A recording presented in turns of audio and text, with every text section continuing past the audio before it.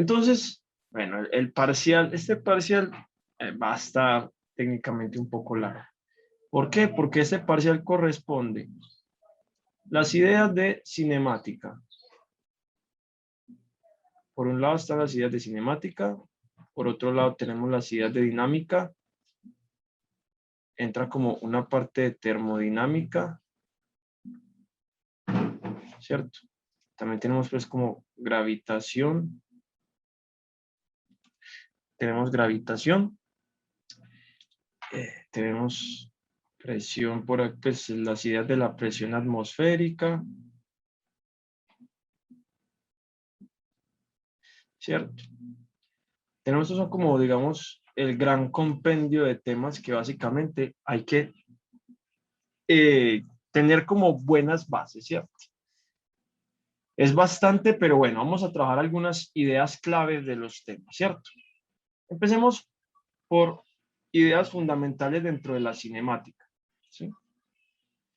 Entonces, lo primero que hay que tener muy en cuenta del concepto de cinemática es que la cinemática está asociada al movimiento de los cuerpos, pero yo no me voy a preguntar dentro del movimiento de los cuerpos, yo no me voy a preguntar quién los mueve.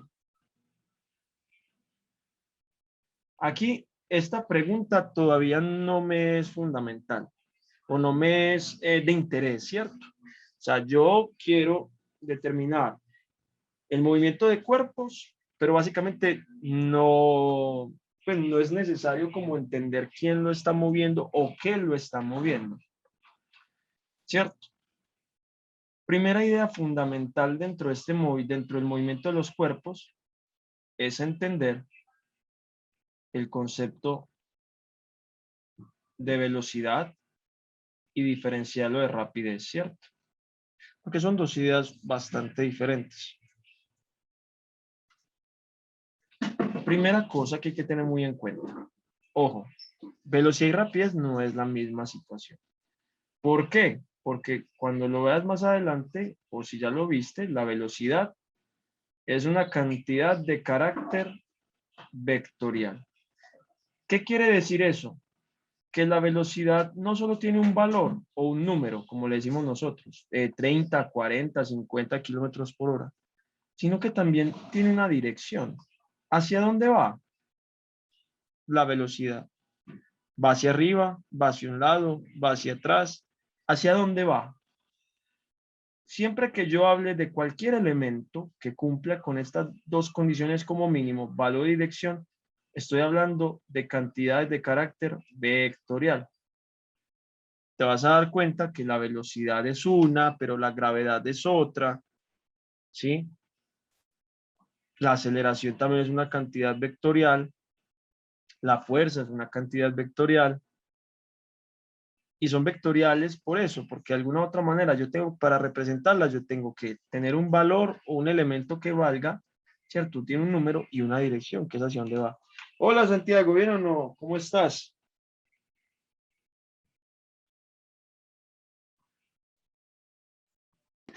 ¿Qué más, profe? ¿Cómo va todo? Bien, Qué bien, pena con gracias. usted, profe. Tranquilos, yo No, estaba profe, diciendo, ¿sabe qué?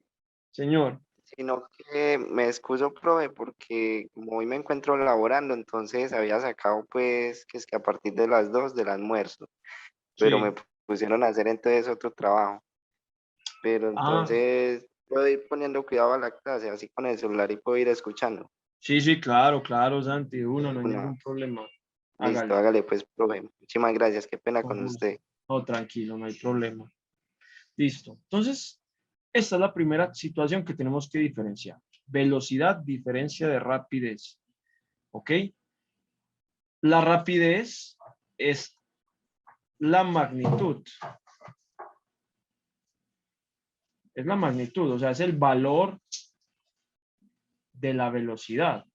Entonces, siempre que yo digo, uy, 30 kilómetros por hora, entonces la pregunta es, si yo no le estoy diciendo hacia dónde va, me estoy entonces refiriendo a la rapidez que lleva el objeto.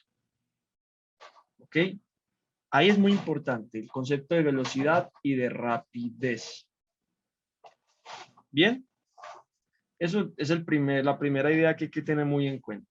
Segunda idea que hay que tener en cuenta dentro de la cinemática, fundamental, que cuando hablamos de rapidez constante, vamos a entender una cosa muy elemental, que el cuerpo que se está moviendo se mueve distancias iguales en tiempos iguales, ¿cierto?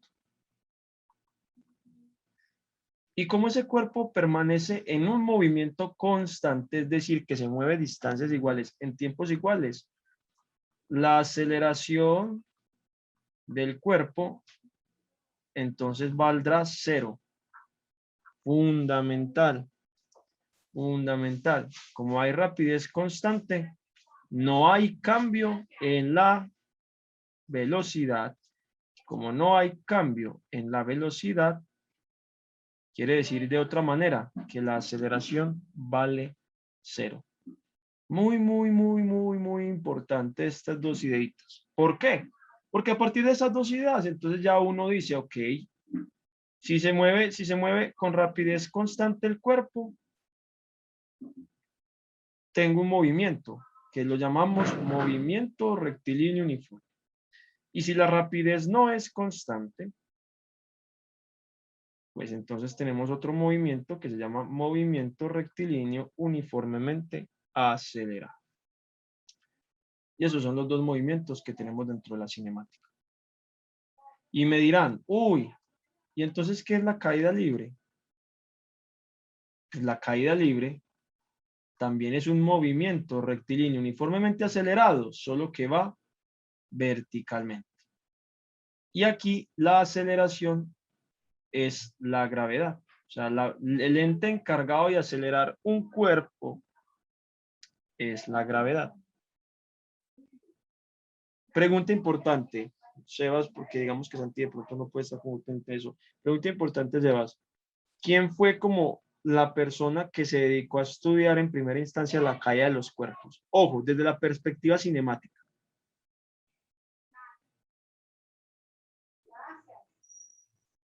¿Será Newton?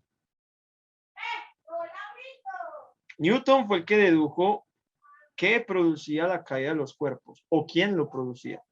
Pero la primera persona que se interesó, digamos, sistemáticamente a analizarlo fue Galileo Galilei. Fue Galileo Galilei, ¿sabes? Galilei fue la primera persona que dijo esto, dijo, la caída de los cuerpos no depende de su masa.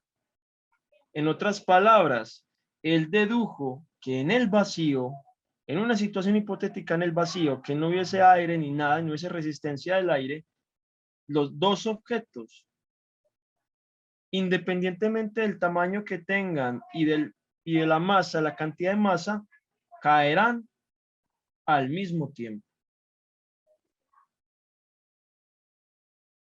Es decir, que la caída de los cuerpos no depende de su masa. Eso fue lo primero que dijo Galileo Galilei. Y esa es una connotación muy importante que hay que tener muy en cuenta, una deducción fundamental dentro de la caída de los cuerpos. Los cuerpos no dependen de su masa. Ojo, en el vacío, ¿cierto?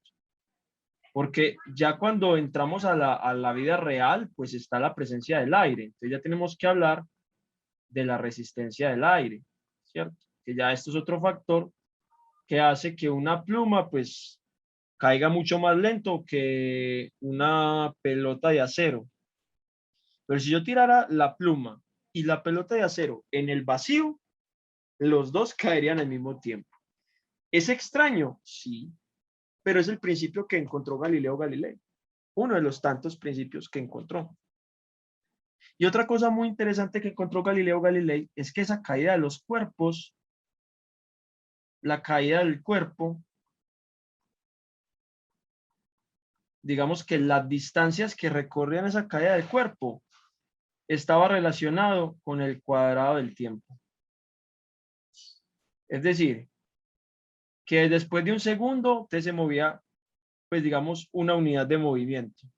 Pero a los 2 segundos se movía ya 4 unidades de 4 unidades de distancia. Cuando pasaba el tercer segundo, entonces ya se estaba moviendo 9 unidades de distancia.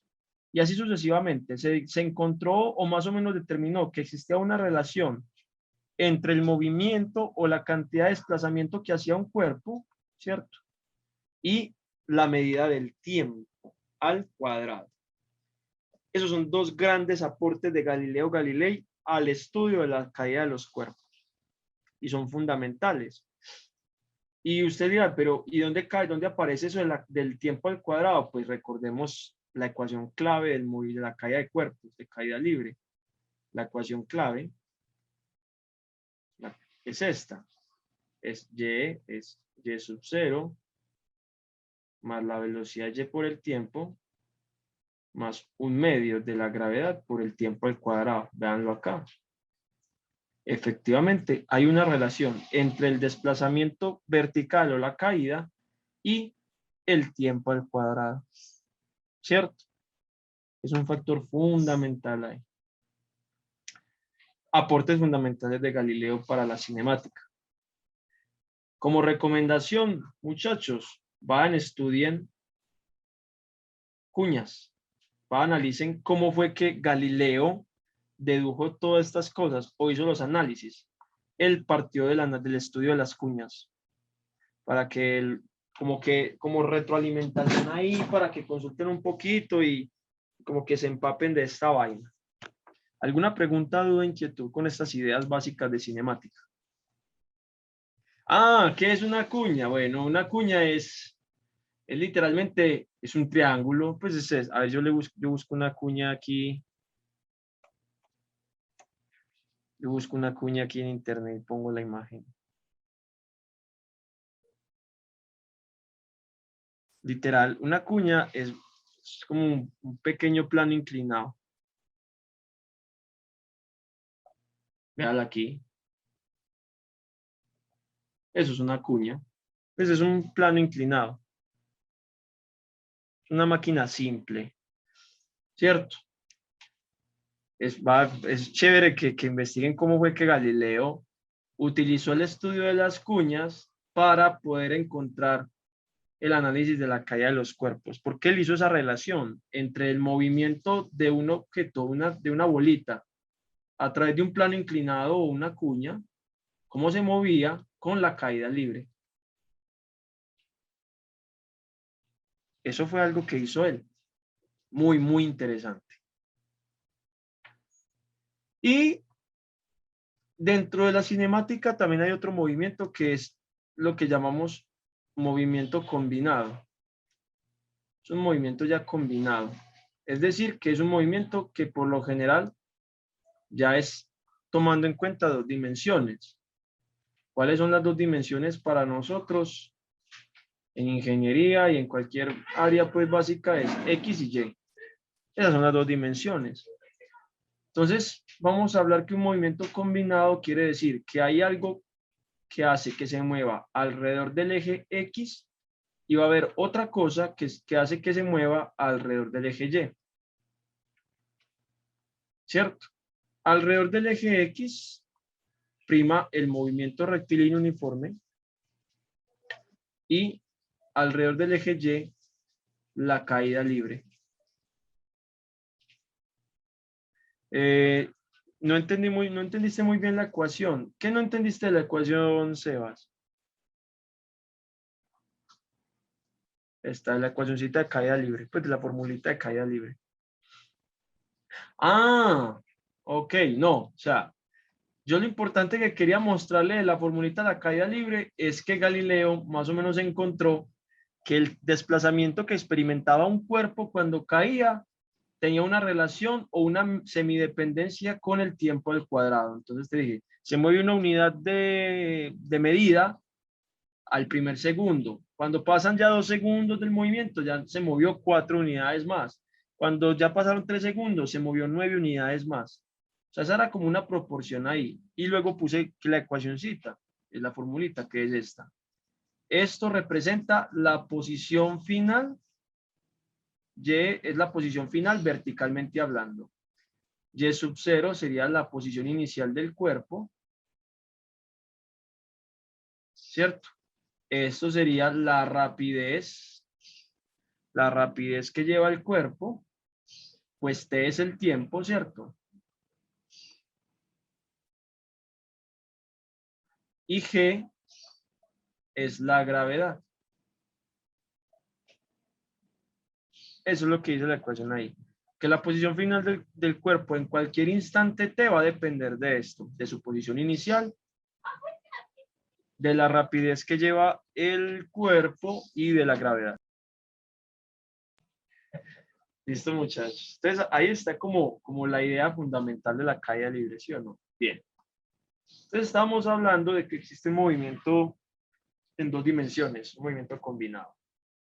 Con respecto a X vamos a tener el movimiento rectilíneo uniforme y con respecto a Y la caída libre. Seba, ¿sabes cuál es ese movimiento? Combinadito. De pronto, que lo vio en el colegio. Ojo ahí. Muchachos, movimiento parabólico. ¿Este es movimiento parabólico? ¿Sí lo vieron alguna vez? No. Movimiento parabólico. O lo que llama sí, movimiento parabólico. Que también le dicen pues como movimiento de proyectiles. ¿Cierto? También le hablan como movimiento de proyectiles. ¿Cierto? Que me explican entonces a mí que el movimiento parabólico es un movimiento que combina el movimiento rectilíneo uniforme horizontalmente y la caída libre verticalmente. Solo dos observaciones muy importantes de un movimiento parabólico para que lo tengan en cuenta, dado el caso que hagan alguna pregunta de ese, del movimiento parabólico. Trataré de dibujar aquí. Ahí está. Va a ser como, supongamos que este es el movimiento parabólico, este es el movimiento de un objeto cualquiera. Entonces, lo primero que yo quiero preguntar es, justo en el punto máximo, aquí es la altura máxima que alcanza el objeto, ¿cierto? Vamos a pensar. La gravedad siempre va a apuntar hacia abajo, siempre va a apuntar en el sentido de la Tierra.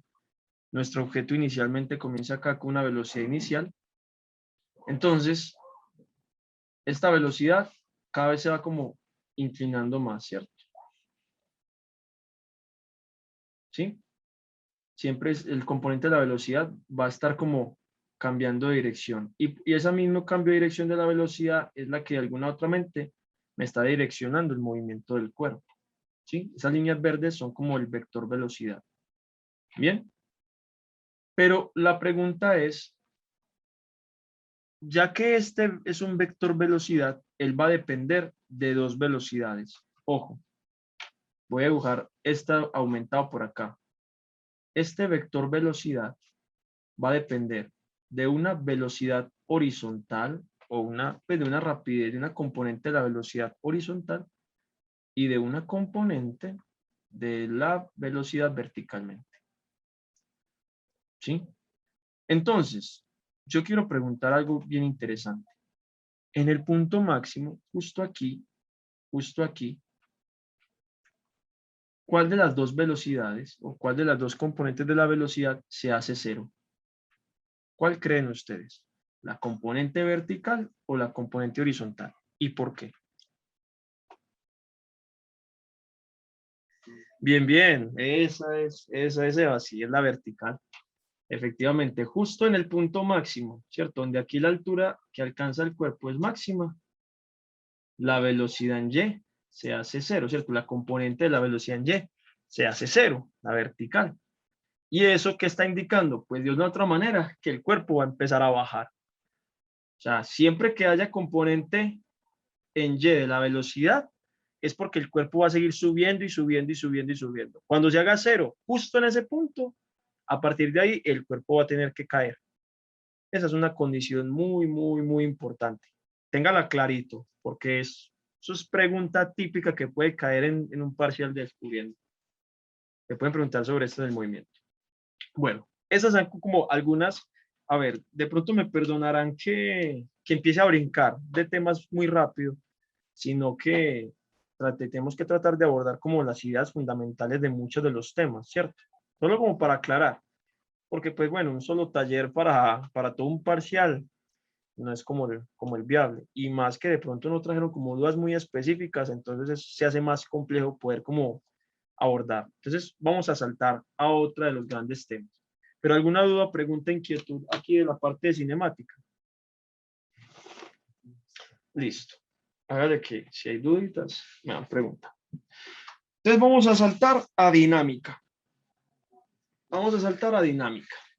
Entonces, saltemos aquí un poco ya a dinámica. Dinámica, a diferencia de cinemática, en la cinemática yo me preocupo por cómo se mueven los cuerpos, pero no me interesa quién los hace mover. En la dinámica, yo ya me pregunto quién hace mover los cuerpos o qué hace mover los cuerpos.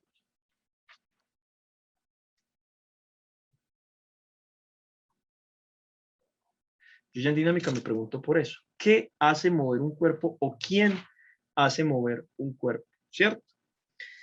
Aquí es donde va a entrar el concepto clave y fundamental por el que de pronto mucha gente tiene líos grandes para empezar a entender un poquito la física mecánica, y es el concepto de inercia.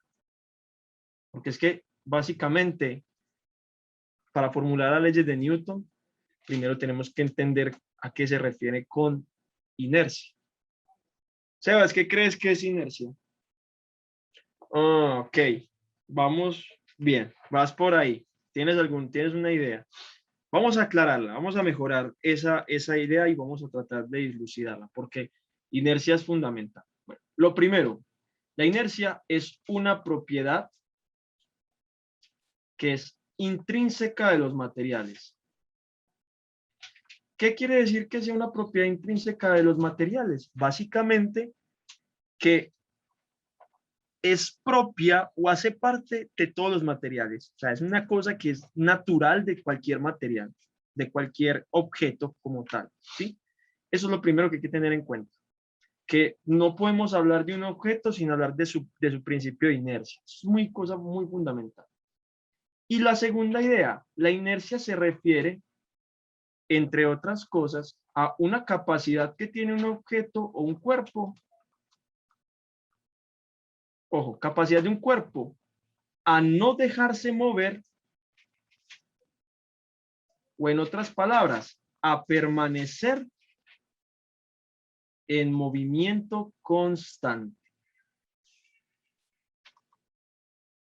Y uno dice, huepucha, no dejarme mover y permanecer en movimiento constante son la misma cosa. Esa es una de las cuestiones más complejas de comprender del principio de inercia. Pero preguntémonos por esto. O sea, la inercia también está asociada a la masa. O sea, digamos que una forma de poder medir o sea, una forma, no estoy diciendo que sea pues la elemental, pero la forma más simple como de más o menos medir esa inercia es la masa, ¿cierto? Entonces, entre mayor cantidad de masa tenga un objeto, no sé, pensemos en un objeto de 50 kilogramos, comparado con uno de 10 kilogramos, pues el de 50 kilogramos es más difícil de mover, ¿verdad, Sebas?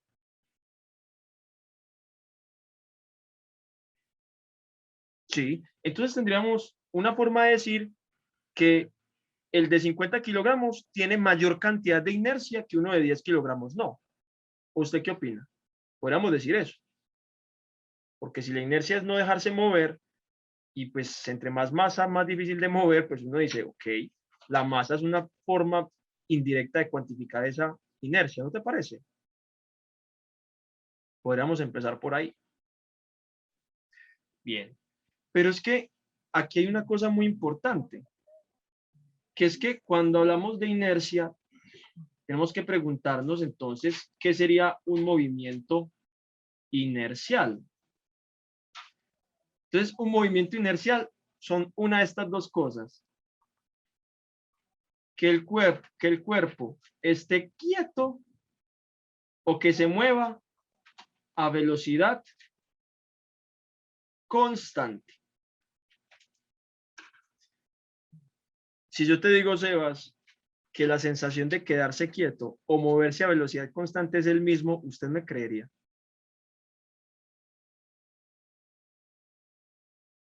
¿O parece muy loca la idea? Que pensemos que un cuerpo que está quieto y uno que se mueve a velocidad constante, físicamente son la misma cosa. ¿Usted podría creer eso?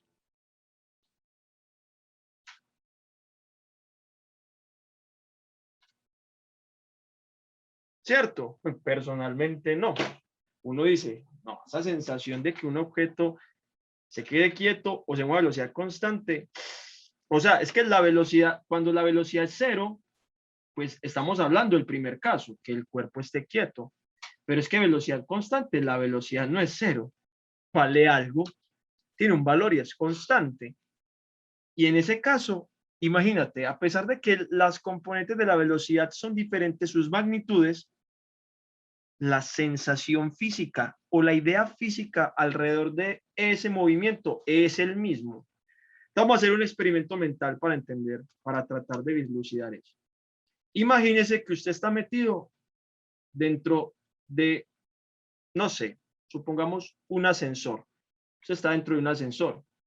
Usted está totalmente aislado del exterior. Es decir, que los que están afuera no pueden ver qué está pasando adentro contigo y usted no puede ver qué está pasando afuera. Usted literalmente está metido ahí. Supongo que eso está oscuro. Usted está ahí adentro. Usted no sabe nada de lo que está pasando afuera. Supongamos que usted va a estar descendiendo.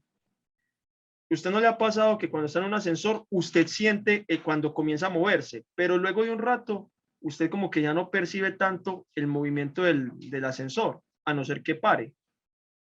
No sé si ha llegado como a notar eso. Usted siente el primer movimiento, pero luego usted ya como que es algo imperceptible para usted. Usted sabe que se está moviendo porque está viendo una pantalla que le dice los pisos, ¿o no?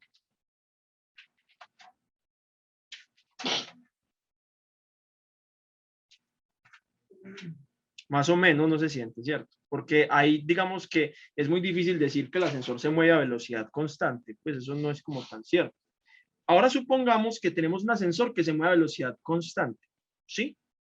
Se movió a velocidad constante y se reventó la cuerda y él mantuvo, no, bueno, no se reventó, realmente siguió bajando a velocidad constante, ¿sí? Y vamos a pensar en el mismo objeto, solo que esta vez el ascensor está totalmente quieto. Usted técnicamente no sabe qué está pasando en el exterior, ¿sí? Y usted me está diciendo que más o menos cuando usted siente que el ascensor se está moviendo, pues cuando ya lleva mucho rato moviéndose, usted casi no lo siente. Ahora supongamos que él sí se mueve a velocidad constante. Técnicamente, usted no va a sentir el ascensor. Entonces, la pregunta comparativa es, si usted dentro del ascensor, cuando se está moviendo a velocidad constante, no lo siente, ¿usted podría decirme con exactitud si estás quieto o te estás moviendo a velocidad constante? Dígame usted. ¿Te sentirías eso? ¿Percibirías eso? ¿Estar quieto o estar moviéndote? Si usted está dentro.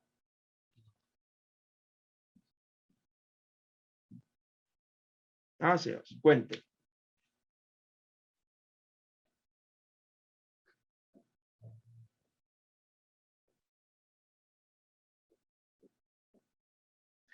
Ok. O sea, no se ha metido. Bien, es cierto, porque en la realidad es difícil.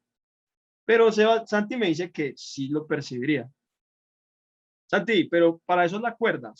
Supongamos que el objeto no se está cayendo. Él no está cayendo. Que si estuviera cayendo, pues claro que lo sentiría, ¿cierto? Por la fuerza G lo vas a sentir, evidentemente.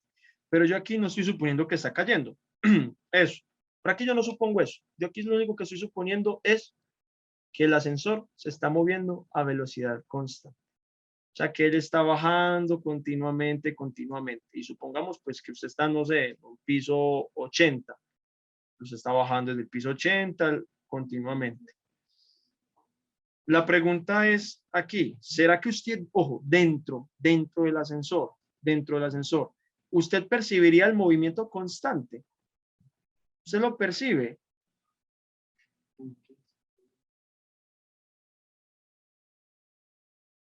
¿Será que usted lo percibe? Para los que estamos afuera, claro que usted se está moviendo, pero para usted, ¿qué cree, Santi? Piénselo así, ya no pensemos en caídas, solo estamos pensando en un movimiento de un ascensor constante. ¿Será que sí percibo el movimiento adentro, totalmente aislado, sin ver nada? No, no lo sentiría, esa es la respuesta. Usted no lo sentiría, no sentiría el movimiento. Y si usted no siente el movimiento, es como si técnicamente estuvieras quieto. Ah, va por ahí, como no sentimos el de la Tierra, muy bien, porque el movimiento de la Tierra es inercial. Claro, el movimiento de la Tierra es inercial, y como es inercial, no sentimos el movimiento de la Tierra. O sea, es como si técnicamente para nosotros la Tierra estuviese quieta, pero la Tierra no está quieta. La Tierra se está moviendo a velocidad constante, y por eso es que no lo sentimos. Ya ven la sensación de movimiento inercial. Entonces, físicamente, un cuerpo que se mueve a velocidad constante, físicamente, la percepción o la sensación de un movimiento que se mueve a velocidad constante es la misma a que no se moviera. Todos tienen esa idea clara. Principio de inercia. Entonces, la inercia es una propiedad intrínseca de los materiales. Más o menos la podemos cuantificar con la cantidad de masa y se refiere a esa capacidad de un cuerpo a no dejarse mover o a mantener un movimiento a velocidad constante. Y acabamos de mirar con una pequeña idea mental, pues que la sensación de moverse a velocidad constante o de no moverse es la misma, físicamente hablando. Bien. ¿Por qué es importante este movimiento de inercia? Porque imagínense que Newton, Sir Isaac Newton, pensó en esta primera cosa. Bueno, si un cuerpo tiene su cantidad de inercia, ¿cierto? Tiene una cantidad de inercia de la que la hace que se mueva o no se mueva. Entonces, a partir de eso, desarrolló la primera idea que se llamó el momento lineal, ¿cierto? El momentum lineal o el momento. Algunos dicen momentum lineal. Que básicamente es el producto entre la cantidad de masa del cuerpo y su rapidez, su velocidad, ¿cierto? El momentum es vectorial, por lo tanto, porque la velocidad es vectorial. El momentum me dice a mí, ¿qué tanto movimiento lleva un cuerpo cuando se mueve? ¿Qué tanto movimiento? Ejemplo, pensemos en lo siguiente. Supongamos que usted va montado en una bicicleta y usted se encuentra con un camión. Usted pesa promedio 70 kilogramos y lleva una velocidad de 10 metros por segundo. O sea que usted sumó su cantidad de momentum es de 700. ¿Sí? Ahora pensemos en un camión donde bajito, 7000 kilogramos. Y supongamos que la rapidez que él lleva también es de 10 metros por segundo, o sea, se mueve a la misma rapidez que yo. ¿Cuánto será la cantidad de momentum de este? Sería de 70.000. Comparemos los momentos. Mire que ambos cuerpos se mueven a la misma rapidez, pero ya con la diferencia de la cantidad de masa, puedo saber que quien tiene mayor cantidad de momentum es el camión. Y por eso pasa que cuando yo me choco contra el camión, pues el camión me lleva. No. Ahora pensémoslo algo más equiparable. Dos personas. Una persona que está no quieta, que está caminando, y la persona pesa 50 kilogramos. ¿Cierto? Tiene una masa de 50 kilogramos y se mueve con una rapidez de, no sé, 1 metro por segundo. Eso es mucho, demasiado, pero supongamos que se está moviendo así. Ahora pensemos en otra persona que pesa justamente, pues pesa no, que tiene la misma cantidad de masa, 50 kilogramos, Pero esta vez, esta persona se está moviendo a 10 metros por segundo, está corriendo. Y se van a encontrar, se van a chocar. Pregunta del millón. ¿Quién va a experimentar un mayor daño en la colisión? O técnicamente, ¿quién va a ser arrollado por el otro? ¿El que va lento o el que va rápido? ¿Quién va a ser como arrollado, entre comillas? Ajá, el que va lento. Sí, será, es verdad. Santi dice que el que va rápido. Santi, ¿por qué crees que el que va rápido?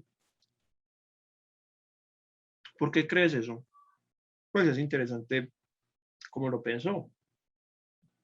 Ah, sí, pero eso, pero técnicamente, ¿quién crees que impacta más? Pénselo desde el momento. Haga el producto y dígame quién crees que golpea más fuerte, entre comillas. ¿Quién crees? 50 por 1 da un momentum de 50, mientras que este da un momentum de 500. ¿Quién golpeará más fuerte? ¿El que lleva un momentum de 50 o el que lleva uno de 500? A ver, ¿el de 500 o el de 50?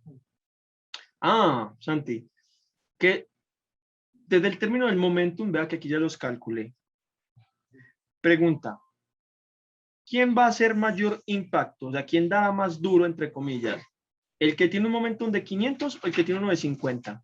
¿Quién dará más duro si se chocan? Ajá, el de 500, ¿cierto? O sea que el momentum es una medida ya de cuantificar cantidad de movimiento, ¿cierto? El momentum lo podemos entender entre comillas como la cantidad de movimiento de un cuerpo. Bien, pues imagínense que Newton partió de, las leyes de Newton parten de eso. Leyes de Newton. Primera ley de Newton. ¿Qué dice la primera ley de Newton? Un cuerpo permanece en movimiento rectilíneo uniforme a velocidad constante a no ser que exista una fuerza que cambie dicho movimiento. En otras palabras, la primera ley de Newton es conocida como la ley de la inercia. Un cuerpo va a permanecer en su movimiento constante. Un cuerpo que se mueva a velocidad constante permanecerá en ese movimiento, o sea, permanecerá con su cantidad de inercia, a no ser que lo muevan, ¿cierto? Lo muevan, lo cambien de posición, lo muevan. ¿Listo? Y a partir de la definición de momentum o de cantidad de movimiento, que es esta, lo único que se preguntó fue, hey, entonces, ¿qué hace cambiar el movimiento? ¿Qué es lo que hace cambiar esa cantidad de movimiento? Se preguntó por el cambio de la cantidad de movimiento. ¿Y saben cómo llamó a esto? Al cambio de la cantidad de movimiento. Lo llamó fuerza.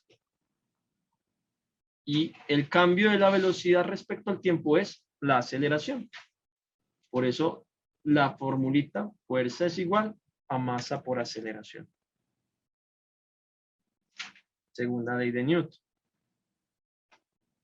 El cambio del momento de un cuerpo es igual al producto entre su masa por el cambio de la velocidad respecto al tiempo. Es decir, fuerza es igual a masa por aceleración.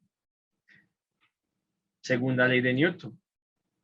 Tercera ley de Newton, que es muy importante, y aquí vamos a hacer un alto en el camino, que es la que ahorita Santi decía que no se acordaba cuál era, que es la ley de acción-reacción. La ley de acción-reacción. ¿Qué me dice? Que cuando dos cuerpos están interactuando entre ellos, la fuerza que ejerce un cuerpo es igual en magnitud a la fuerza que el otro cuerpo le ejerce, pero en sentido contrario. Entonces hablamos de un par acción-reacción. A toda acción existe una reacción. Primera anotación de la tercera ley de Newton. Es interacción entre dos cuerpos. Dos cuerpos. Necesito tener dos cuerpos. Entonces ustedes dirán, El típico ejemplo, entonces, si yo tengo un libro sobre una mesa, ¿será que si yo calculo esto, el peso y la normal, ¿será que la normal y el peso son un par acción-reacción? ¿Ustedes qué me dicen? ¿Será que sí? Esas dos fuerzas serán un par acción-reacción. ¿Sí o no? ¿Ustedes qué creen?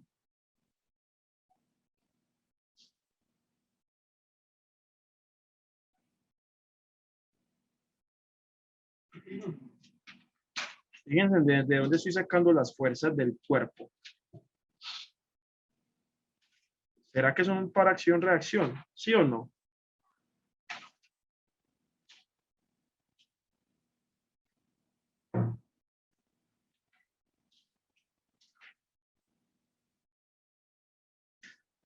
Uy, ojo ahí. En realidad, no. ¿Por qué? Porque mire que son dos fuerzas que están en el libro. Yo no puedo hablar de un par acción-reacción desde un objeto. Clave, siempre va a ser desde la interacción entre dos cuerpos. Entonces, ya ahora sí, vuelvo y pongo el ejemplo. ¿Será que la fuerza que le hace la mesa al libro será un par acción-reacción con la fuerza que le hace el libro a la mesa? A esta vez. La fuerza que le hace la mesa al libro será un par acción-reacción con la fuerza que le hace el libro a la mesa.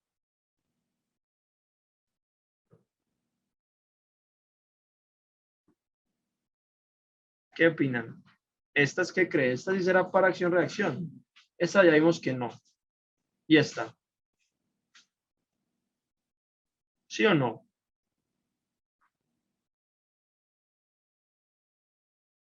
En esta, efectivamente, sí.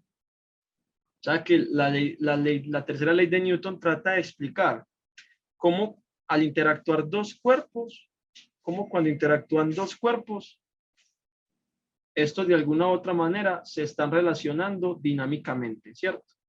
Entonces, si usted empuja una pared, la fuerza que usted le hace a la pared cuando la empuja es la misma fuerza que le está haciendo la pared a usted. Y por eso es que no se mueve la pared.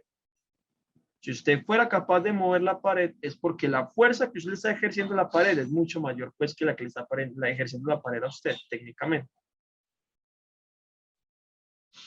Y así hay muchos pares acción-reacción. Entonces, ojo, un par de acción-reacción siempre se va a tomar desde la interacción entre dos cuerpos, nunca de uno solo, siempre mínimo entre dos. Si hay movimiento, ¿será que es acción-reacción? Pues pregúntese esto. Si usted mueve supongamos que usted está moviendo la pared todo el tiempo, usted la mueve todo el tiempo, y la pared permanece en sus manos, en realidad sigue habiendo par acción-reacción, porque la pared sigue estando en sus manos. Siempre va a haber una fuerza que le está ejerciendo la pared a usted que hace que esa interacción entre usted y la pared nunca se acabe, a pesar de que la esté moviendo. ¿Sí me voy a entender con eso? Aquí es donde empiezan las locuras a trabajar a esto.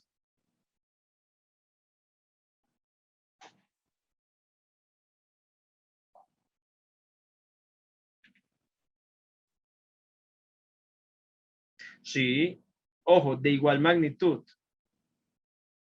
Entonces, si se mueven, no serían iguales. Ah, pero es que ustedes, aquí tenemos que preguntarnos es por cuántas fuerzas interactúan.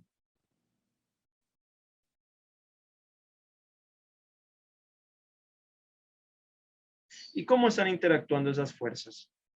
Porque es que ahí ya es una pregunta muy diferente. O sea, yo cuando hablo de par acción-reacción, estoy tratando de simplemente caracterizar una interacción entre dos cuerpos. Pero yo no estoy pensando en todo el sistema en total. Yo no pienso en todo el sistema completo. porque para hablar del sistema completo, entonces tengo que preguntarme por el resto de las fuerzas cómo están. Para eso ya entonces me tocaría hacer lo que vas a hacer en física mecánica. Balance de fuerzas, sumatorias, vas a hacer diagrama de cuerpo libre para tratar de determinar si eso es cierto o no es cierto. Lo único que sí es que la fuerza que yo le estoy aplicando a la pared en magnitud es la misma fuerza que me está aplicando la pared a mí, solo que en sentido contrario. Pero yo no estoy hablando nada del movimiento. En ese caso no estoy hablando del movimiento. ¿Sí me voy a entender con esto? Una pregunta capciosa. Para hablar ya del movimiento neto, tendría que hablar de una fuerza neta. Y para hablar de una fuerza neta, tengo que hablar de la sumatoria de todas las fuerzas que están interactuando en el sistema. Todas. Todas, todas. Para poder yo decirle a usted efectivamente, sí o no, o por cuál de las fuerzas se está moviendo. Sí, sí debo entender eso, Sebas. O sea, una cosa es hablar solo del par acción-reacción. Ajá, sí. Sí, porque es que ya hay otras fuerzas que están influyendo en el movimiento neto del objeto. Pero en cuanto a la mera interacción que hay entre la pared y la persona que empuja, eso sí es acción-reacción. De ahí para allá, no sé cómo se estén comportando el resto de fuerzas.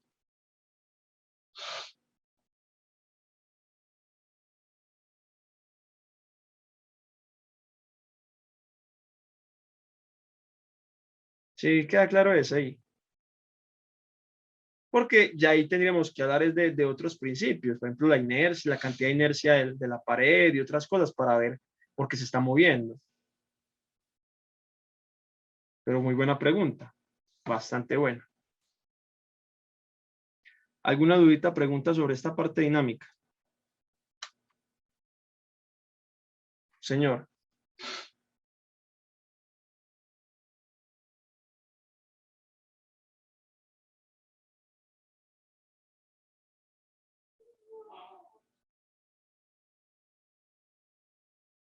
Es por la inercia que la pared me hace fuerza en contra.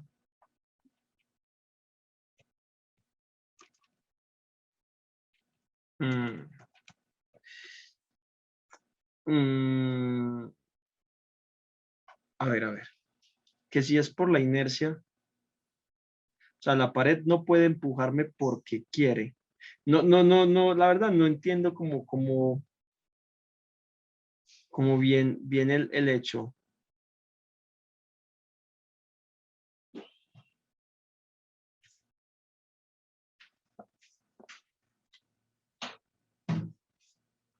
Si está ejerciendo fuerza, técnicamente, pues sí, la pared lo está empujando, es verdad.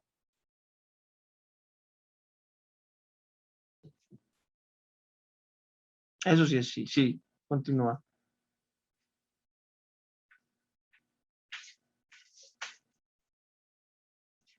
¿Cómo es que lo hace?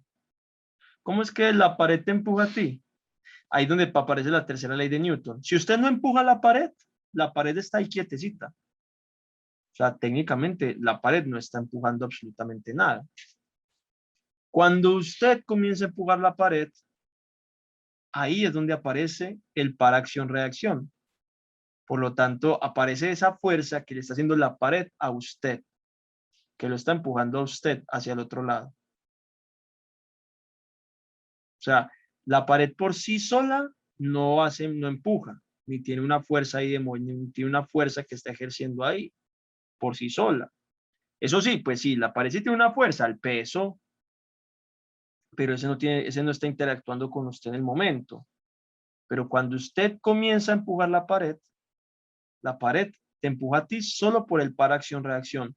Si usted deja de empujar la pared, la fuerza que está ejerciendo la pared a usted también va a desaparecer. Es decir, que el empuje que te hace la pared es proporcional al empuje que usted le está haciendo a ella. Sí, ahora sí de pronto respondo la duda.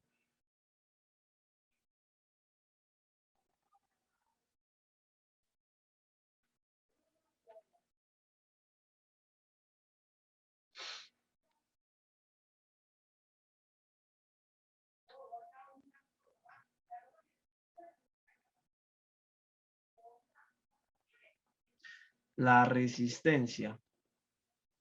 ¿Resistencia a qué?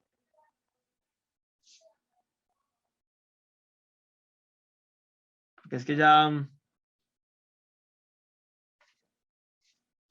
depende de cómo lo esté abordando. Ah, claro, claro, claro. Si usted no mueve la pared, es porque pues la pared tiene un momento de inercia mucho mayor al suyo. Eso es cierto, ahí sí va relacionada a la inercia. Porque recuerde que la cantidad de inercia o el momento de inercia se refiere a básicamente la capacidad que tiene un cuerpo a no dejarse mover. Si yo no soy capaz de mover la pared, ¿es por qué? Porque de alguna otra manera la cantidad de inercia que tiene la pared respecto a la mía es muchísimo mayor y por eso yo no la muevo. Pero la fuerza que yo le aplico a la pared es la misma que ella me aplica a mí. Ya no la muevo, es porque ella tiene una cantidad de inercia muy grande y no es suficiente para moverla, la fuerza que yo le estoy aplicando, no es suficiente.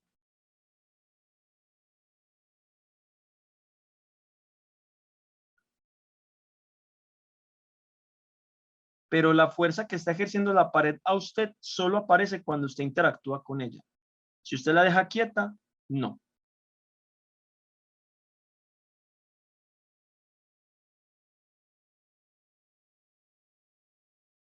Ah, bueno, ok, ok. Sí, no, o sea, ella por sí solita no aplica fuerzas, por sí sola. O sea, quietecita tiene inercia, tiene un momento de inercia grande, ¿cierto? Una cantidad de inercia. Cuando usted la empieza a empujar, ella lo empuja a usted, ¿sí? Y pues, y usted se preguntará, ¿y cómo sé que es la misma fuerza? Pues que usted alguna vez ha empujado una pared y de la nada usted sale volando hacia atrás. ¿Sí o no que no? O sea, usted empuja la pared, pero usted nunca como que ¡pum! Lo tiró por allá bien lejos. No. O sea, usted no hace esto y usted se va, y usted cuando toca la pared vuela para el otro lado, ¿cierto que no? Eso no le pasa. Eso no pasa. Porque pues la fuerza que usted está ejerciendo a la pared es la misma que la pared está ejerciendo a usted y por eso usted está ahí pegado a la pared, ¿cierto? ¿Y por qué no la puedes mover? Pues sí, porque tiene mucha cantidad de inercia, tanta que usted no es capaz de poder cambiarle su posición. Sí, ahora sí, Sebas, claro con eso.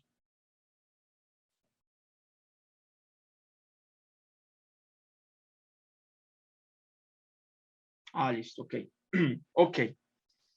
Ya simplemente como para resumir un poquito, existen como varias fuerzas fundamentales. Está la fuerza elástica,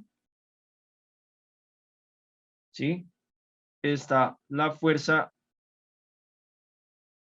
gravitacional, tiene que ver pues con el peso, ¿sí? Está la fuerza de fricción y está la fuerza normal, ¿sí? Esas son como algunas fuerzas fundamentales pues que hay que tener en cuenta para el estudio pues de la dinámica, ¿cierto? Ya cuando entren a física mecánica van a abordar cada una a la profundidad, con formulita y toda la cosa. Bien, esto era como observaciones de dinámica. Vamos para algunas observaciones de gravitación.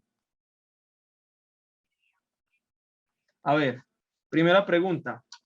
¿Quién fue el precursor de la gravitación? ¿Quién comenzó a trabajar esto de la gravitación?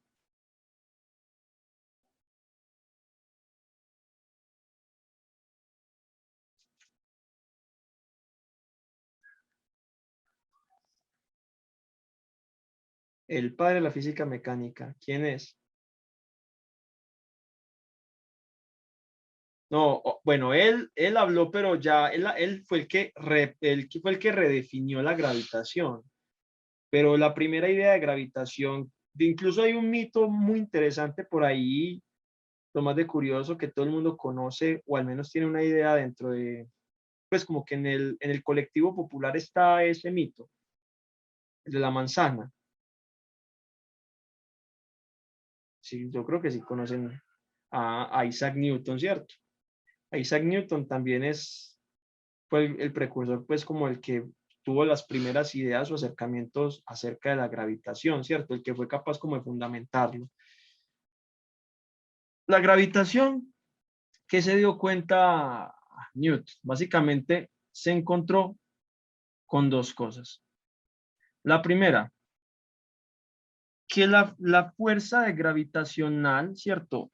La fuerza que experimentaban dos cuerpos dependían de la cantidad de masa. Dependían de la cantidad de masa. Y lo segundo es que esa fuerza gravitacional era inversa al cuadrado de su distancia.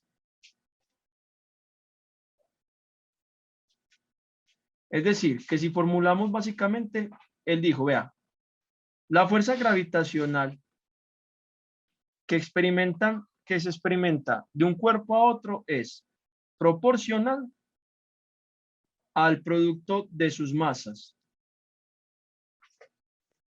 pero es inversamente proporcional al cuadrado de sus distancias. Básicamente, esto fue lo que de alguna u otra manera formuló Isaac Newton, ¿cierto? Que la fuerza gravitacional que experimentan los cuerpos era proporcional al producto de sus masas, pero inverso a la distancia al cuadrado de cada uno de ellos. Ya luego, pues Cavendish, con su experimento, con un experimento de torque que hizo, Cavendish redefinió esto porque aquí faltaba como una constante, ¿cierto? O sea, Newton decía, eso es una constante por esto que está acá. Pues Cavendish la encontró, cuánto valía, pero ojo, fue pues por neta, como por una serendipia prácticamente. Cavendish estaba haciendo un estudio de otra cosa, pero terminó por encontrar el valor de la constante de gravitación, ¿cierto? Esta es la famosa constante de gravitación universal. Constante de gravitación universal. Dice simplemente esto, ¿cierto? Esto es una interacción para dos cuerpos, ¿cierto? Necesito dos cuerpos, un sistema de dos cuerpos. La fuerza gravitacional que experimentan va a ser esta, la constante de gravitación universal por el producto de sus masas por la distancia que hay de ellos al cuadrado. Importantísimo, cosas fundamentales. La fuerza gravitacional tiene sentido cuando hablamos de cuerpos muy másicos, o sea, con muchísima masa. Por eso, cuando hablamos de gravitación, prácticamente hablamos de planetas, ¿cierto? Comparamos ya pues el planeta Tierra con la Luna o el planeta Tierra con el Sol o entre planetas, ¿cierto? Cuando hablamos ya de interacción gravitacional, estamos hablando de cuerpos con mucha cantidad de masa. Entonces, ¿qué quiere decir eso? ¿Será que nosotros, los seres humanos, tenemos una experiencia gravitacional notoria? O sea, notamos nosotros la fuerza gravitacional, la notamos entre humanos. ¿Será que la notamos? O sea, ¿usted alguna vez se ha acercado a otra persona y se ha sentido así atraída físicamente de la nada? Pero cuando hablo físicamente, pues desde los aspectos físicos, no estoy hablando de nada sentimental, ¿cierto? Ah, claro, que no me vengan a decir algo así raro. Ah, eso no se nota, ¿sí o no? Eso es imperceptible. Realmente uno no experimenta eso. ¿Y por qué no lo experimenta? Básicamente por el orden de magnitud de la constante gravitacional. Eso hace que esa fuerza gravitacional en seres humanos no tenga como mucho, pues no tenga mucho sentido, ¿cierto? Por eso siempre que hablemos de gravitación vamos a hablar de cuerpos celestes. ¿Ok?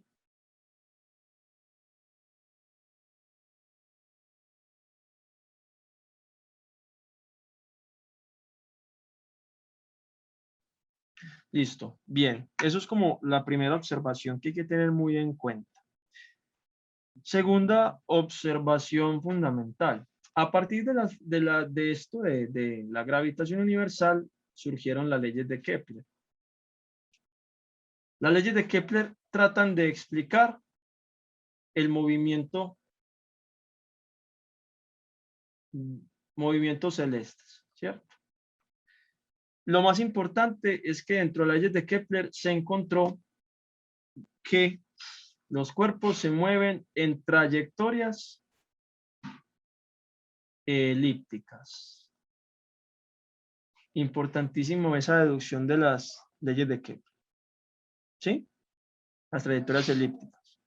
Muchachos, importante repasar las leyes de Kepler. ¿Qué formulan las leyes de Kepler, cierto? Básicamente hablan sobre la trayectoria y el momento de inercia de los planetas. Pero parte pues, de la definición de gravitación de Newton. Parte de ahí. Es un tratamiento matemático bastante interesante. O sea, a partir de un tratamiento matemático podemos llegar a deducir las leyes de Kepler. Solo que eso lo van a ver en campos. Cuando lo van en campos, probablemente o les muestren de una vez las formulitas de las leyes de Kepler o, pues si su profesor es de esos que les gusta hacer demostraciones, se las demostrará desde de la formulación de la gravitación universal. Aquí en este tipo pues en gravitación te pueden hacer preguntas de mucho tipo. Te pueden preguntar, dos planetas, ¿qué pasa con la fuerza gravitacional de dos planetas si su distancia aumenta al doble? Entonces le preguntan, ve, inicialmente el planeta 1 y 2 estaban a esta distancia D. ¿Qué pasa si ya el planeta 1 y 2 está a una distancia de 2D? Entonces le preguntan, ¿en qué factor se reduce? Pues, ¿en qué factor se altera la fuerza gravitacional? Entonces uno dice, ¿cómo hago ese ejercicio? Entonces hay que pensar, ojo, la fuerza gravitacional es inversa al cuadrado de la distancia. Entonces, si yo tengo aquí, en vez de D, 2D, ¿cierto? Entonces aquí me voy a dar cuenta. Si yo hago esto, mire que la fuerza gravitacional es 1/4 de G M1 M2 D al cuadrado. Y ahí está. ¿Qué pasa si la distancia aumenta al doble? El factor de fuerza gravitacional se reduce en 1/4. No se reduce a la mitad, se reduce en 1/4, porque depende del cuadrado. Y ustedes dirán, y si en vez de tener una distancia de D, tiene una distancia de 3D, entonces se va a reducir en 1/9. O por el contrario, ¿qué pasa si en vez de tener una distancia D, la distancia se redujo a la mitad? ¿Qué le pasaría? Pues entonces aumentaría 4 veces la fuerza gravitacional. Ojo con este tipo de preguntas, son muy capciosas.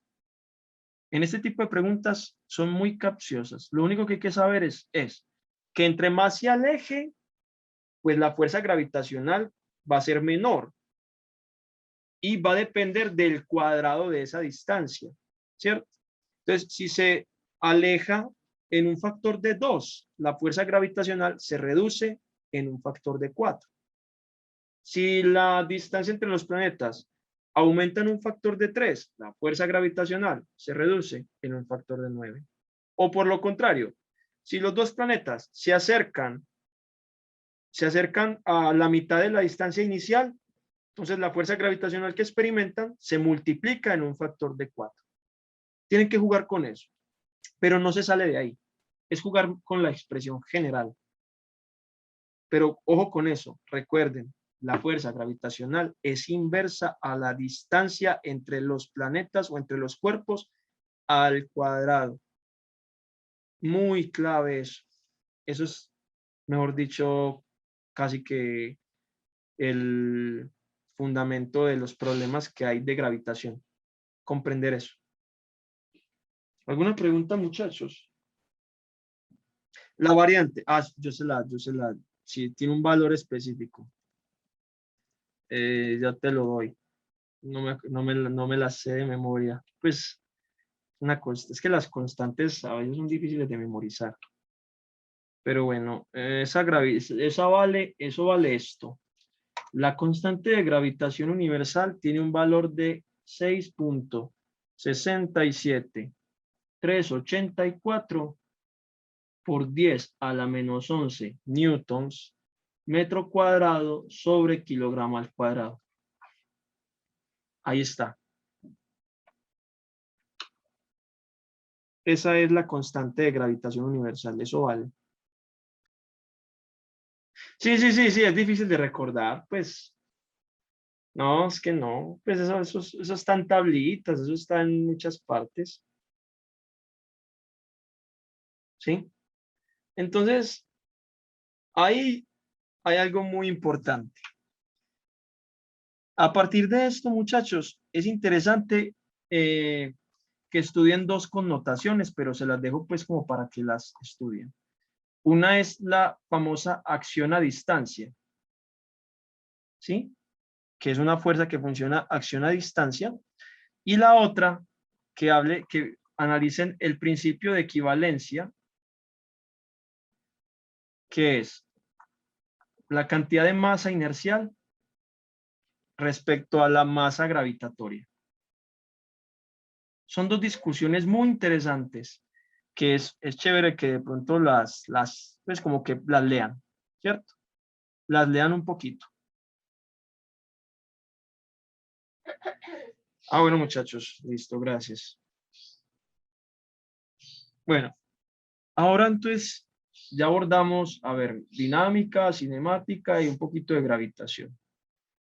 Chicos, vamos a hablar este último ratico sobre termodinámica, ¿les parece? Un momentico, unos 10 minuticos más, para que si quieres ya como que finalicemos hasta ahí.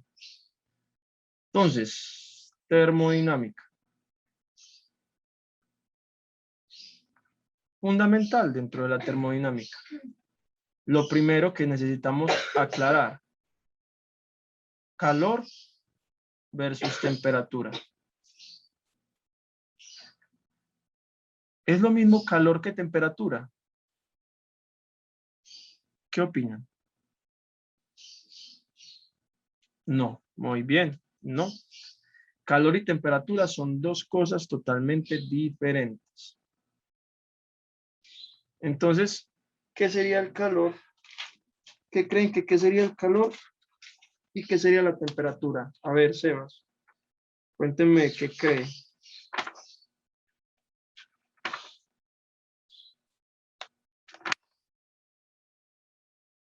Ah, muy bien. Epa.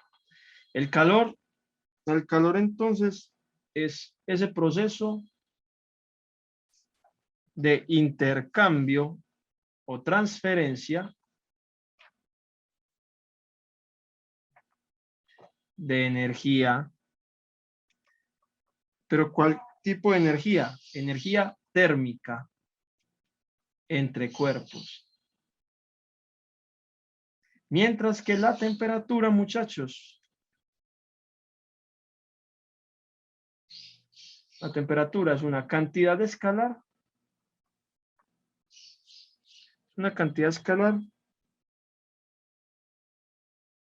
que se relaciona, ojo, a la energía cinética, que se relaciona a la energía cinética interna de los cuerpos, ¿cierto? O sea, la temperatura es una cuantificación de energía cinética al interior del cuerpo, mientras que el calor es básicamente un proceso de transferencia de energía térmica de cuerpos. O sea, que estas dos cosas no son lo mismo. Hablar de calor no es lo mismo que hablar de temperatura. Eso sí, a través de la temperatura, una forma de, digamos, cuantificar el calor es a través del uso de la temperatura. Eso sí es cierto. Eso sí es cierto. Yo puedo cuantificar el calor a través de la temperatura, ¿cierto? Recordemos que calor está definido con una letra Q, ¿cierto? Y básicamente el calor, entonces lo podemos entender entre algunas formas como el calor específico por la masa por una diferencia de temperatura. Entonces miren que para cuantificar el calor podemos utilizar la temperatura, pero temperatura y calor no son la misma idea. Bien, ya que el calor o bueno, el calor, entender calor es entender un proceso de transferencia. O sea que estamos hablando que hay un intercambio energético. Es la única forma en la que nosotros podemos mencionar el calor, a partir de un intercambio energético. ¿Y de qué depende? Depende de algo que se llama el calor específico. Depende de la cantidad de masa del cuerpo y pues depende del cambio de la temperatura.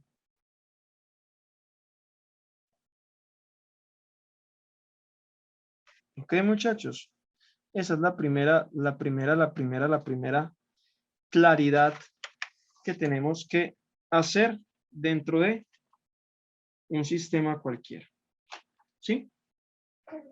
Entonces, las formulaciones de las leyes de la termodinámica, de alguna u otra manera, son leyes que me hablan sobre intercambios energéticos. ¿Cuáles tenemos por lo general? Calor, energía interna y trabajo. ¿Cierto? Trabajo normalmente la representan con la W de work.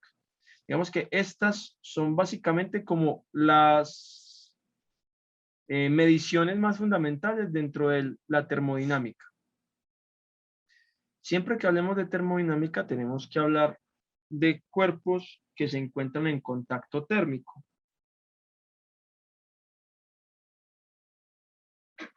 ¿Sí? Y para hablar de eso, entonces tenemos que pensemos en dos objetos básicamente. Pensemos entonces que estos dos objetos se encuentran en contacto. Este que está acá está caliente y este que está acá está totalmente frío. Se supone que con el tiempo habrá una transferencia de calor desde el objeto que está caliente al más frío y llegarán a un punto de equilibrio térmico. Entonces, ¿el contacto térmico qué es? Es simplemente el contacto entre dos objetos que pueden intercambiar energía el uno al otro, ¿sí? Por lo general en forma de calor. Y esto se da por diferencia de temperatura, o sea, la temperatura de este cuerpo, la temperatura que tiene el objeto de la izquierda es mayor a la temperatura que tiene el objeto de la derecha. Y por esta diferencia de temperaturas es que hay un intercambio calórico. Hay un intercambio energético en forma de calor. Fundamental esas cosas.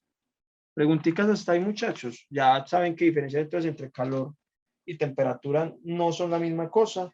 La temperatura cuantifica una medida cinética al interior de un objeto, mientras que el calor mide simplemente el intercambio energético en forma térmica.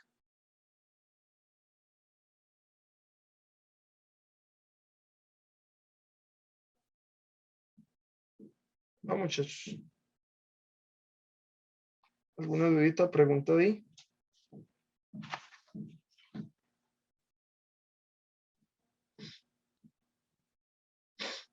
Ok. Digamos que, muchachos, dentro de los procesos térmicos, la primera ley me formula esto, que el cambio de la energía en un sistema va a depender de los aportes de intercambio de calor más los aportes de el trabajo que se haga sobre un objeto. ¿Sí? Teniendo en cuenta que, muchachos, que el trabajo por lo general está asociado a la presión al interior de un sistema respecto al volumen. ¿Sí? Definición de trabajo de física mecánica se transporta a la termodinámica. Bien. Entonces, siempre que hablemos de la energía interna de un sistema, tenemos que preguntarnos por cuánto calor transfirió, perdió o ganó, ¿cierto? ¿Y cuánto es el trabajo entonces que realizó el sistema térmico? Si hubo trabajo o no hubo trabajo.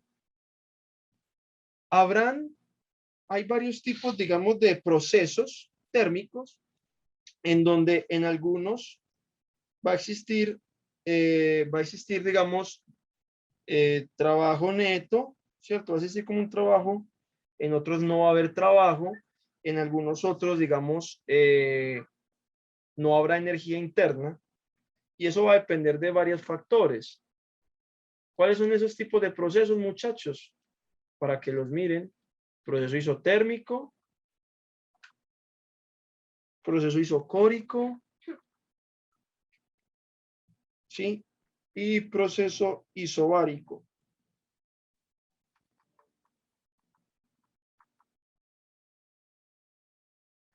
Isotérmico es un proceso a temperatura constante,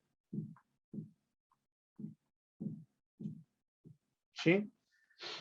El proceso isocórico es a volumen constante.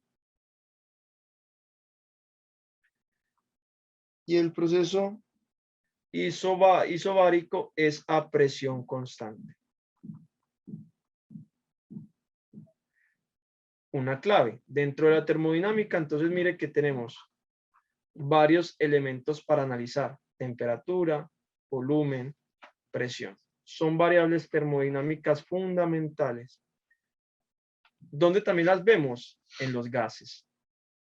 Entonces, hablar en termodinámica, también tenemos que hablar de gases, ¿cierto? Hay que acordarse, muchachos.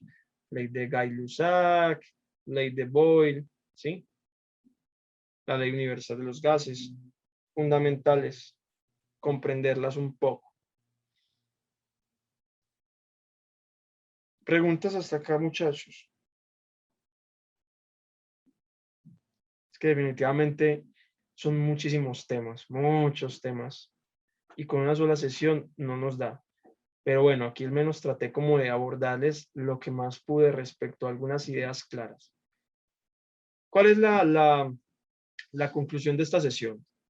Primero, dentro de los movimientos, dentro de la cinemática, diferenciar muy bien el concepto de velocidad y rapidez, ¿cierto? Comprender cómo caen los cuerpos, que su caída no depende de la masa, ¿cierto? Que hay una relación hay una relación con el tiempo al cuadrado del desplazamiento, y comprender el movimiento parabólico son fundamentales.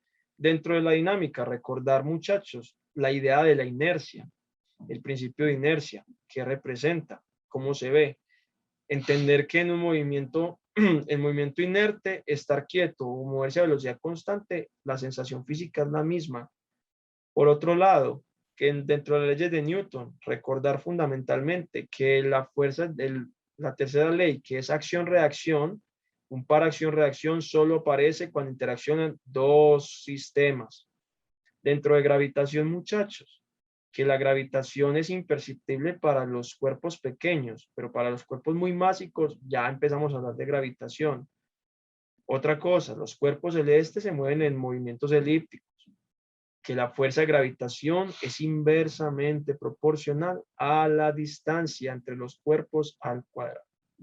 Dentro de termodinámica, muchachos, diferenciar el concepto de calor versus temperatura.